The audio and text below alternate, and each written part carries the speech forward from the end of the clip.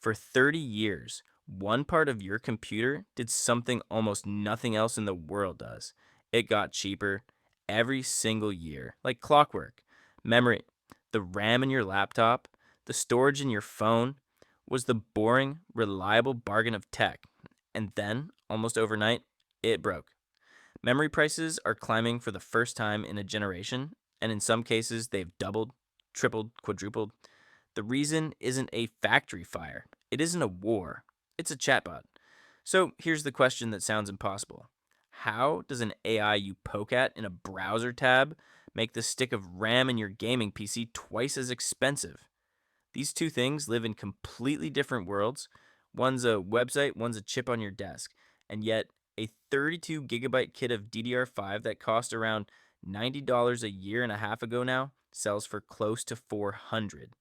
Consumer SSDs have doubled. Memory has quietly become as much as a third of the total cost of a new PC, and laptop and phone makers are warning you that prices are going up. Stick around because the answer is one clean story. And it ends with the one thing that decides when this actually stops. To get there, we have to follow the memory because the companies that make it didn't suddenly build fewer factories. So, where did it all go? Start with why AI is so hungry in the first place. An AI model, the thing behind ChatGPT or any of the others, is not really a program in the way you picture it. It's a gigantic pile of numbers, billions of them, tens of billions. Those numbers are the model, and to answer even a single question, a computer has to hold huge chunks of that pile in memory all at once and rush them back and forth at a speed that's genuinely hard to imagine. Here's the part almost nobody tells you. When a powerful AI chip is thinking, the slowest step usually isn't the math, it's feeding the math. The chip can multiply numbers faster than it can go fetch them. So, the real bottleneck in modern AI isn't brains, it's memory and how fast you can shovel data into those brains. Which means the data centers building AI don't want a little memory, they want oceans of it, and they want the fastest kind that exists. And that fastest kind is a very special breed. And this is where your wallet enters the story. The memory sitting on your GPU or in your PC is spread out flat, in chips laid side by side. But when you need to feed an AI chip, flat is too slow. The data has too far to travel. So the industry did something clever. They started stacking memory chips vertically, floor on top of floor like a tiny skyscraper, and gluing that tower right up against the processor so the data barely has to move. That skyscraper has a name, high bandwidth memory, or HBM. And here's the thing you have to understand: HBM is not some exotic alien material.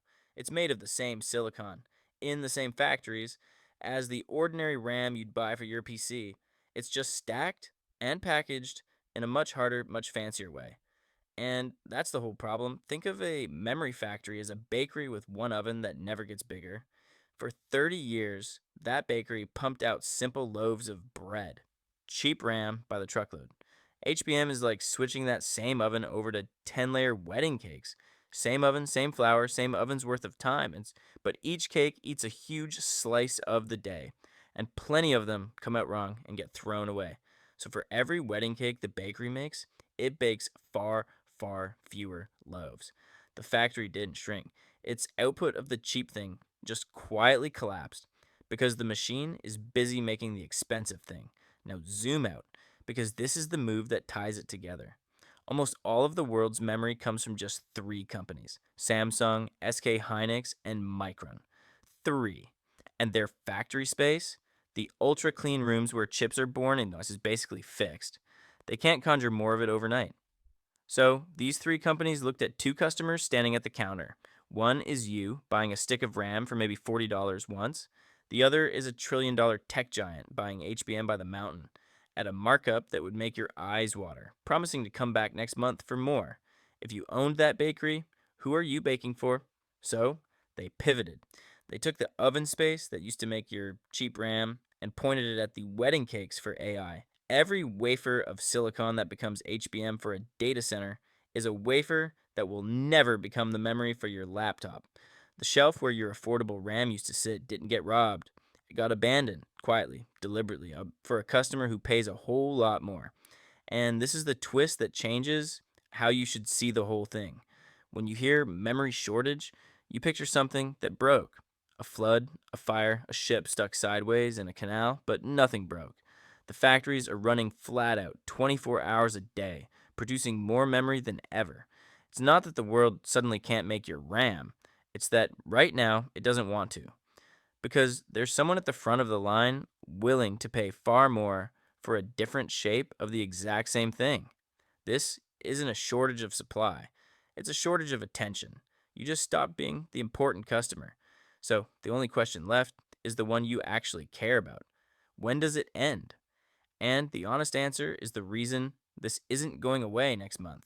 You can't fix this by flipping a switch because you can't just add oven space. Building a brand new memory factory costs somewhere around $20 billion and takes years. And you're breaking ground now for chips that arrive in a different decade. And even when that new capacity finally comes online, here's the trap.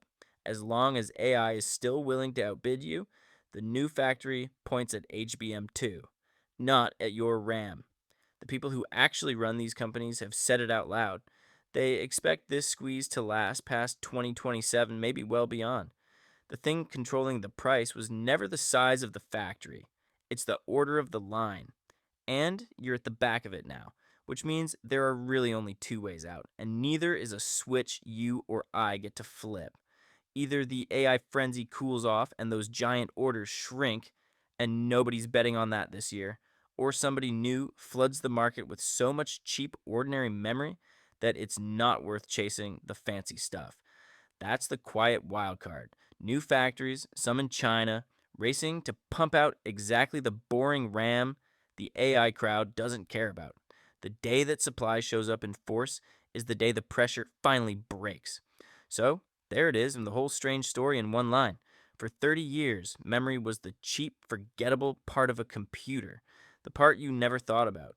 Then AI got hungry, and it turned out the smartest machines on Earth are starving for the one thing we'd all taken for granted. So the next time you see a laptop with the same specs as last year's wearing a bigger price tag, you're not imagining it, and it's not just inflation. You're paying rent on a chip that a data center wanted more than you did. The memory didn't disappear, it just found a richer customer.